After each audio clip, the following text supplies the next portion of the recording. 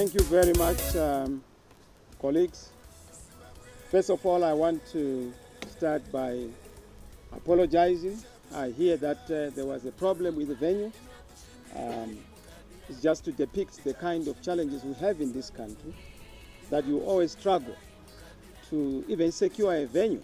I'm told that most of the hotels have been threatened and have been put on notice that if you are going to tolerate the CCC, and in particular Mr. Chamisa, in his programs, there will be trouble. So I must apologize because we're supposed to start right on time.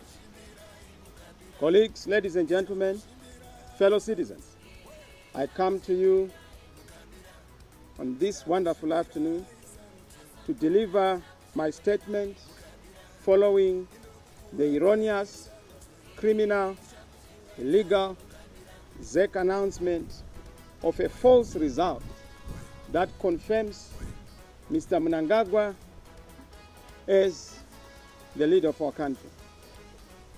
I must say that, fellow citizens, fellow Zimbabweans, you voted, and you voted overwhelmingly for change, even against all odds. Something that has never happened in the history of our country, that you are forced to embark on night vigils as you wait to cast your vote.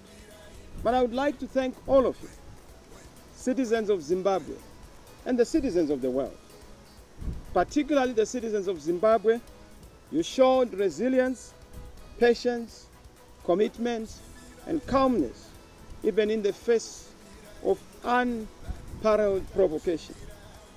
I'd like to thank the many Zimbabweans who sacrificed a lot in resources, particularly from the diaspora, South Africa, Botswana, Namibia, and from across the whole world, to just come and cast your vote.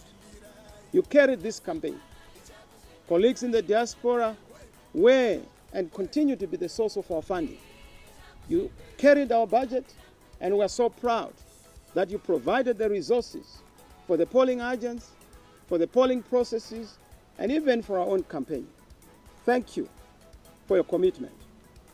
Fellow citizens and citizens of the world, we stand here in the aftermath of a highly contested election, of an election that poll observers from across the board, all observer missions without exception, have rightly described as an election that is so damaged in reputation and that is so fraudulent in characterization, that falls short beneath the requirements of the Zimbabwean Constitution, the electoral laws, and the guidelines of our regional, continental, and global bodies.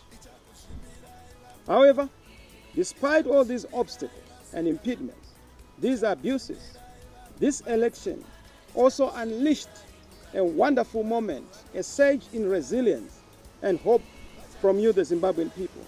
Some of you walked for dozens of kilometers. Some of you waited outside the polling stations for dozens of hours, and often without food or water. Some of you braved illegal intimidation and threats that no free person should have been subjected to or could endure. I also want to particularly note that one Zimbabwean died in the queue as he waited to vote in Warren Park. May his soul rest in peace. I honor that legend. It must never happen in a proper democracy that a person would perish on account of wishing and wanting to exercise their vote. But guess what? You endured, particularly in Harare, in Bulawayo, and in Manicaland, areas and regions that are perceived to be our strongholds. Voting was suppressed. They didn't want you to vote. In the rural areas where they were voting, they were forcing them and intimidating them, commanding them to vote for ZANU-PF or face death. That command voting is illegal. That command voting shall be challenged. I can tell you of Nyanga North, where you had over 3,500 assisted voters. That has never happened. ZANU-PF had their own primary elections. There was not a single assisted voter in that primary election. And guess what? 5,000 people voted. Now, over 15,000 people voting, but 3,500 assisted voters. Why are they assisted voters? because they were forced to say, go and tell those who are conducting the polling that you are not able to read or write and you can't vote for yourself, so that we vote for you, we don't trust you. Those votes are votes that would ordinarily have gone to the alternative. Must say in a nutshell, what I've said, ladies and gentlemen, the election process in Zimbabwe was shamelessly flawed, violated the Constitution of Zimbabwe, as well as the electoral laws of our republic. There was therefore an illegality and criminality in the conduct of ZEC and all the polling officers and officials that were involved. The election process was fraught with unprecedented illegalities, irregularities, and encyclopedic opaqueness and forces of darkness, particularly FAS, which has become a spooky, ghosty, and shadowy organization that takes instructions from those spooky headquarters. The election process itself fell far short of the SADC guidelines on elections and international electoral guidelines. And you know that this was a pronouncement of the observer missions, and we concur with that observation. Notwithstanding all this, you voted for a president of your choice.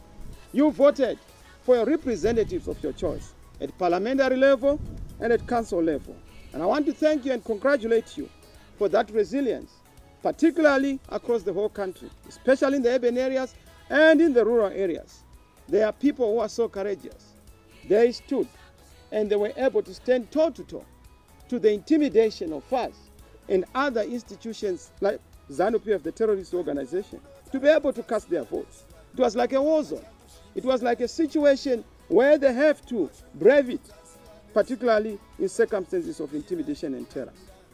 Let me say that the Electoral Board, ZEC, regrettably and once again failed to perform its constitutional mandate by not announcing the correct and the accurate results. Notwithstanding the flaws of the election, genuine results should have been announced. And we have the genuine result because we are working on the V11s. But they used the V23, and the result from the V23 is not tallying with the results on the V11s, particularly for the president, showing you that it was a doctored, it was an iron data configured by FAS, because the results from the polling station were transmitted to the FAS headquarters via the presiding officer. And this is common cause. And that became our biggest problem. And I've listened, I've watched. Some people are saying, well, there are no V11s. V11s are there. We deployed across the whole country.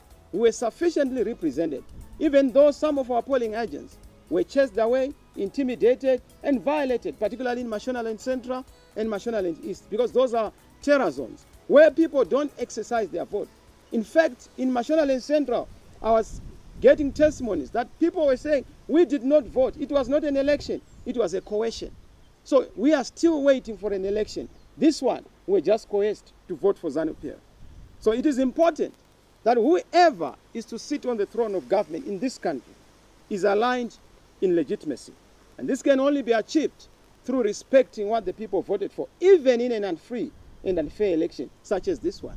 But more importantly, we want to resolve permanently, comprehensively, and eloquently the problem of disputed elections in Zimbabwe. Until we resolve this issue, we will continue to have a cycle, a vicious cycle of disputed elections. But for us to be able to move forward, we need to find a permanent answer to electoral reforms going forward, so that elections mean peace. Elections mean credibility. Elections mean legitimacy. As we speak, elections mean war. Elections mean intimidation. That cannot be a civilized affair. That cannot be a civilized expectation. We went into this election conscious of the electoral environment process, particularly the flawed nature of our electoral process. And we're very fine with that. We made a conscious decision. We knew that we were going into a flawed process. We were jumping into a sewer pond, and we knew that we would not come out there without smelling. Yes, we are smelling, but we never budgeted for this kind of smell that we have taken, particularly the announcement of a false result. We had a flawed voter registration process, a flawed delimitation process, we had a flawed nomination process, you know, the double candidates and the first concept. You know, we had a flawed voters' roll. We also had a flawed adherence to the law in terms of affixing the voters' roll onto a polling station. We went into the election without all those. We had a flawed ballot. We had a flawed printing of the ballot paper. Can you imagine? People waiting to cast their ballot and they're being told that the ballot paper is being printed. It's in the printing press and wait for it. As it comes, it's still hot. You are supposed to vote. It has never happened. It shows you how shambolic the process was. It was a flawed electoral environment. There was a flawed electoral environment in the sense that there was widespread, particularly in the urban areas and some parts of the rural areas, widespread suppression of the vote, inflation of the vote, manipulation of the vote, but in rural areas, widespread intimidation of the voters. Why would you need a poll survey at a polling station on a polling day? To do what? To ask what question? But it tells you that we have people who are bizarre, who do not believe in choice and the dignity of the people. They believe in dehumanizing others. And that is an issue to be challenged. And I must say, despite all this, given the assurance that we got from ZEC, we have seen that the election process itself has not passed the test of constitutionality, legality, and legitimacy. You are aware that on the 23rd of August, some people were not allowed to vote. And Harare ended up having a deficit of about 700,000 voters who did not participate in voting. It's legendary. It's almost half of the voters who did not participate. In the rural areas, I've told you about FAS, which is a spooky and bogus outfit created to terrorize, threaten, and intimidate people, even interfered with the electoral process, including the printing of millions of full-color print flyers that were dissuading people from voting on the day in question, allegedly and purportedly having been authored by myself. But again, that propaganda shows you that those who authored it knew what they were trying to do, because you must then marry it to the issue of ballot papers which were not delivered in time, particularly for the local authorities, because they did not want people to exercise their vote. Now, let me say, having said this, what are the next steps? What should the nation expect? There is going to be change in Zimbabwe. Whether ZANU-PF people want it or not, it's not going to be easy, but there shall be change. We will not wait for 5 years. There has to be change now. And we are going to lead in making sure that change comes to Zimbabwe. We put a full stop to this madness. Whatever it takes, we must provide leadership. Mr. Mnangagwa knows that he has performed a coup since 2008, a coup on the ballot, 2017, a coup on the elected leader, 2018, a coup on the ballot. He has repeated again, 2023, a coup on the ballot. You can't survive this for far too many times. This time, no further. We have drawn a line in the sand. We will not allow you to abuse people. You are not the last Zimbabwean. You are not the only Zimbabwean. We are all Zimbabweans. We all count. We all matter. And we will make sure we take our stand and we defend democracy.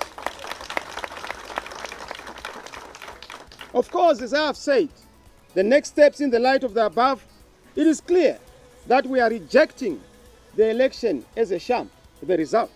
The process itself, we disregard it, and it's in line with what the SADC observers have said. We reject this sham result and flawed process based on the disputed figures. We have our V11s. I'd asked our teams to bring those V11s. I'm not so sure if they're here so that you would see them. We have brought V11s from across the whole country, and those V11s are going to be the basis of our assertion. We have won this election. We are in the lead. We are even surprised why Mr. Mnangagwa has been declared, the leader, because he's not. From the V11s we have, we are ahead. But if you look at the V23, Mr. Mnangagwa mysteriously and miraculously then declares a 52%, which is not backed by facts. Even if you look at other candidates who have then been given votes, it's because it has been engineered elsewhere. It's iron data, doctor data, man-made data that is not reflecting the reality of what the people have said on the ground. As far as we are concerned, a credible election must be declared and honored. A legitimate government and a legitimate president for everyone must be put in place and must be supported. Your vote must count. Because some will say But how are we going to do this? We have 1 million tools at our disposal to achieve our end. We will not repeat the mistake of 2018. We want to make sure that we put finality and full stop to all these tomfoolery games. Enough of shenanigans, enough of these antics and tactics, and we want to start a new chapter of happiness, of progress, of prosperity in this country. My fellow citizens, do not worry. What you are seeing is the end. It's the beginning of the end. They may try to stop you. You are unstoppable. They may try to frustrate you. You are unfrustratable. Keep the hope. Freedom is coming. Change will happen. We serve a good God. That is his style. He comes in miracles. He will do it for us. I know there are others who are doubting, but the end is nigh. I encourage the Church of Zimbabwe, intercessors across the board, across the world, please pray for Zimbabwe as we go into these decisive steps to make sure that we fix aright our country and we restore democracy, legitimacy, peace, sanity, sanctity of human life, respect of each and every citizen. I ask you leaders, I ask you change champions, I ask you citizens, leaders in the various communities, to be vigilant, to ensure that together the voice of change rings loud. Your voice and your effort shall not be disregarded. We shall not allow that. Let us come together and defend our voice, defend our efforts, defend our liberation ideals. One man, one vote. It must happen, it will happen. I ask you, as I ask, to know that our God has remembered us. Africa, do not leave us, particularly our fellow brothers and sisters in the region and on the continent. We count on your solidarity as we seek to resolve this political crisis, the emerging electoral crisis. I know God has remembered us. Help us in this remembrance and this last march. God bless you. God bless Zimbabwe. I thank you.